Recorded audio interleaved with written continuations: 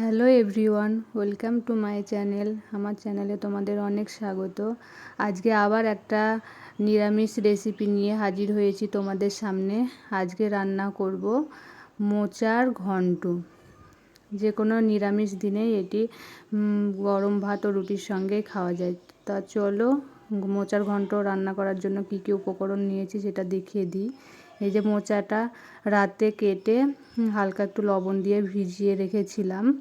আর নিয়েছি মাঝারি সাইজের দুটো টমেটো কুচিয়ে নিয়েছি, দুটো আলু ডুমো ডুমো করে কেটে নিয়েছি, অল্প কিছুটা গোবিন্দভোগ চাল ভিজিয়ে নিয়েছি, আর ছোলাটা রাতেই ভিজিয়ে রেখেছিলাম। আর এখানে নিয়েছি কিছু গোটা গরম মশলা, তেজপাতা, শুকনো লঙ্কা, গোটা জিরে, লবঙ্গ, এলাচ আর দারচিনি।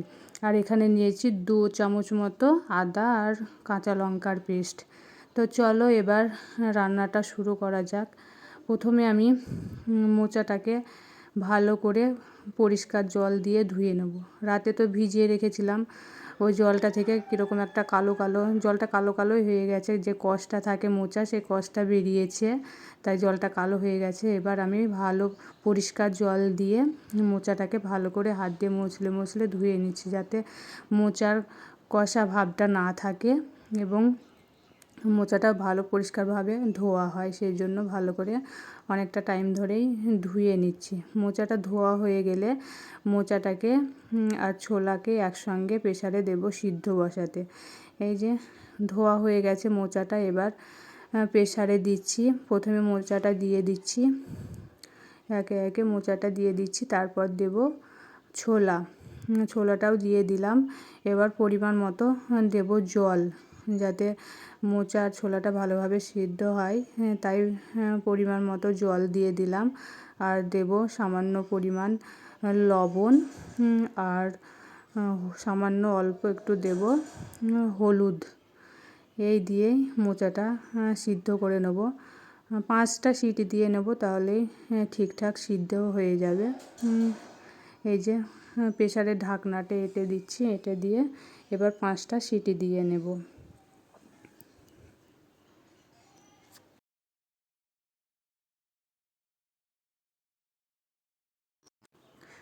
মোচাটা সেদ্ধ হতে হতে এদিকে কড়াই বসিয়ে দিয়েছি। কড়াইটা গরম হয়ে গেছে। কড়াইয়ে প্রথমে কিছুটা পরিমাণ তেল দিয়ে দিলাম। এবার তেলটা ভালো করে গরম করে নেব। এই যে তেলটা ভালোভাবে গরম হয়ে গেছে, ধোঁয়া উঠছে, দেখেই বোঝা যাচ্ছে। এবার তেলে আমি প্রথমে আলুগুলো ভালো করে ভেজে নেব। ভালো করে ভেজে নিতে হবে, যাতে আলুগুলো প্রায় সেদ্ধ হয়ে যায়, 90% মতো সেদ্ধ হয়ে যায়। সেইভাবেই আলুগুলো ভালো করে ভেজে নিতে হবে। তো আলুতে অল্প সামান্য একটু লবণ আর সামান্য পরিমাণ একটু হলুদ গুঁড়ো দিয়ে ভালো করে আমি ভেজে নিচ্ছি। এই যে ভালো করে ভেজে নিচ্ছি, অনেকটা টাইম ধরেই ভালো করে ভেজে নিলাম আলুগুলো। এই যে আলুগুলো প্রায় ভালো করে ভাজা হয়ে গেছে, কালারটাও চেঞ্জ হয়ে গেছে। এবার আলুগুলো আমি তুলে নেব। আলুগুলো তুলে নিচ্ছি।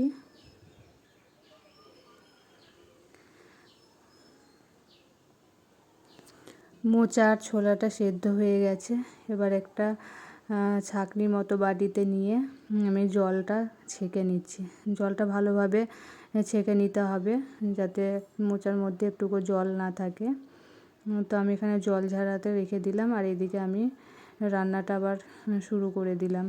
কড়াইয়ে যে আলু ভাজার পর তেলটা ছিল, সেই তেলেই একে একে গোটা মশলাগুলো দিয়ে দিচ্ছি ফোড়নে। প্রথমে দিলাম লবঙ্গ, দারচিনি আর এলাচটা একটু ফাটিয়ে দিতে হবে, তাই এলাচের মুখটা একটু সব ফাটিয়ে দিলাম, যাতে ফ্লেভারটা ভালো আসে।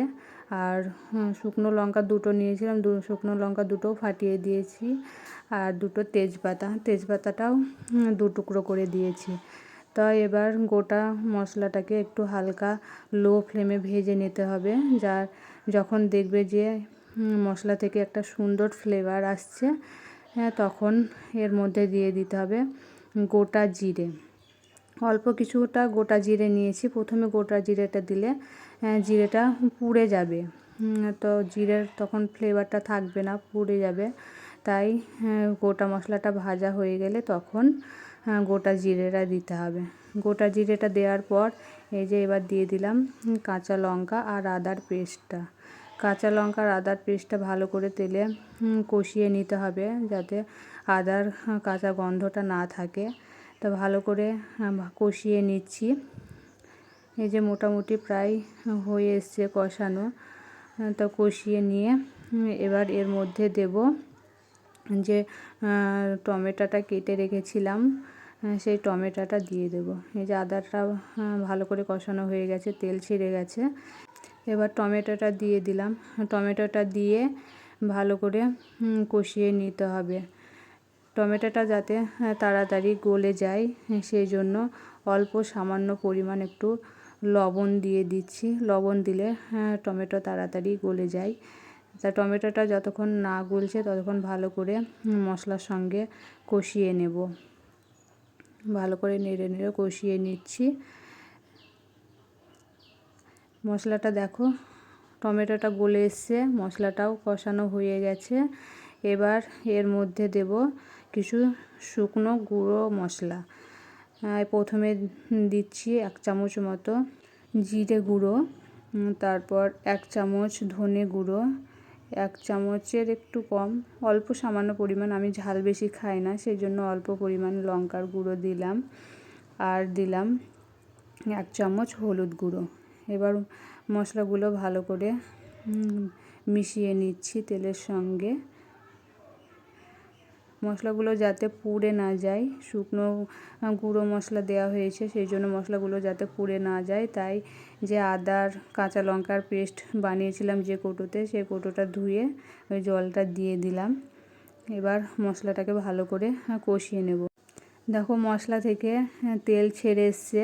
মশলা থেকে যখন এরকম তেল বেরিয়ে আসবে তখন বোঝা যাবে যে মশলাটা আমার কষানো হয়ে গেছে। মশলাটা কষানো হয়ে গেছে। এবার যে গোবিন্দভোগ চালটা আমি ভিজিয়ে রেখেছিলাম সেটা অল্প পরিমাণ হাতে নিয়ে এরকম চটকে চটকে একটু গুঁড়ো করে দিয়ে দিচ্ছি। এইভাবে একটু দিয়ে দিলে গোবিন্দভোগ চাল দিলে এর ফ্লেভারটা সুন্দর হবে এবং ঘন্টটা মাখো মাখো হবে। তাই হাত দিয়ে এরকম কিছুটা পরিমাণ চাল আমি চটকে চটকে দিয়ে দিলাম। এবার ভালো করে মশলার সঙ্গে চালটা মিশিয়ে নেব। এই যে ভালো করে মশলার সঙ্গে মিশিয়ে নিচ্ছি। মশলাটাও ভালোভাবে কষানো হয়ে গেছে। এই যে তেল ছেড়ে গেছে, তলে থেকে তেল বেরিয়ে এসছে। এবার ভালো করে চালটা মিশিয়ে নিলাম। এবার কিছুটা পরিমাণ একটু জল দিয়ে দিলাম, যাতে চালটা তো ভিজিয়ে ছিলই। এবার অল্প একটু জল দিয়ে ঢেকে দিলে চালটা তাড়াতাড়ি সিদ্ধ হয়ে যাবে। তাই অল্প পরিমাণ একটু জল দিয়ে ঢাকা দিয়ে দিলাম। 5 মিনিট মতো ঢেকে দিয়েছিলাম লো ফ্লেমে। দেখো আমার মশলাটা থেকে তেল বেরিয়ে এসছে এবং চালটাও প্রায় সেদ্ধ হয়ে এসছে।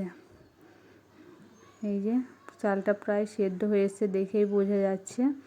এবার এর মধ্যে আমি মোচাটা দিয়ে দেব। মোচাটা মশলাতে দিয়ে দিলাম। এবার মশলার সঙ্গে মোচাটা ভালো করে মিশিয়ে নিতে হবে। ভালো করে মোচাটা মিশিয়ে নিচ্ছি। এবার এইভাবে মিশিয়ে ঢেকে ঢেকে রান্না করলেই মোচার ঘন্ট তৈরি হয়ে যাবে। তো ভালো করে দেখো মিশিয়ে নিলাম। নিয়ে প্রথমে তো লবণ দেওয়াই ছিল, যখন সেদ্ধ করেছিলাম তখন লবণ দিয়েছিলাম। এখন অল্প পরিমাণ লবণ দিলাম স্বাদ মতো, যেরকম লাগবে সেরকম তোমরা স্বাদ মতো লবণ দিয়ে দেবে। তো লবণ দিয়ে ভালো করে মিশিয়ে নিয়ে এবার যে ভেজে রাখা আলুগুলো দিয়ে দিলাম। আলুগুলো তো ভালো করে ভেজে রেখেছিলাম, এগুলো তো সিদ্ধ হয়েই আছে, সেরকম আর সিদ্ধ করার কোনো ব্যাপার নেই। মোচার সঙ্গে ভালো করে মিশিয়ে একটু ঢেকে ঢেকে রান্না করলেই গলে যাবে। এই যে ভালো করে আলুটা মোচার সঙ্গে মিশিয়ে নিলাম। মিশিয়ে নিয়ে 5 মিনিট মতো একটু লো ফ্লেমে রান্না করে নেব ঢেকে। ঢেকে দিলাম 5 মিনিট মতো।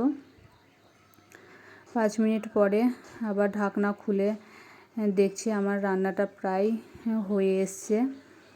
এই যে কালারটাও চেঞ্জ হয়ে গেছে রান্নার এবং আলুগুলোও গলে যাচ্ছে।